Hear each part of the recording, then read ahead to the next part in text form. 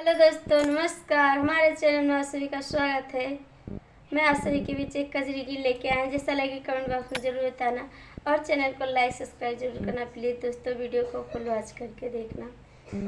अरे रामा बेला फूले आधी रात चमेली पछी लहरा रे हरी। अरे रामा बेला फूलई आधी रात चमेली पछी लहरा रे हरी। सोने के थाली में जेवाना बनायो, सोने की थाली में जेवाना बनायो। अरे रामा जी आवत कोर कंधाई जेवाई राधा रानी रे हरी। अरे रामा जी आवत कोर कंधाई जेवाई राधा रानी रे हरी। अरे रामा बेला फूले आधी रात चमेली पछी लहरा रे हरी। झांझर गेरुआ गंगा जल पानी, झांझर गेरु गंगा जल पानी।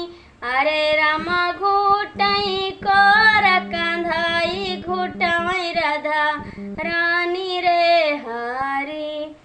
अरे रामा घुटत कोर कंधाई घुटवई राधा रानी रे हरी। अरे रामा बेला फूले आधी रात चमेली पछी लहरा रे हरी। लेऊंगा इलायची कई बीरावा लगायो, लेऊंगा इलायची कई बीरावा लगायो। अरे कूचत कोर कंधाई कूचाई राधा रानी रे हरी।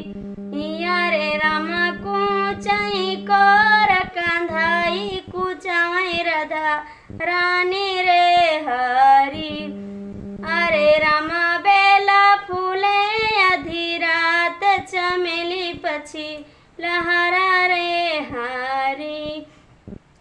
अरे रामा बेला फूले आधी रात चमेली पछी लहरा रे हरी।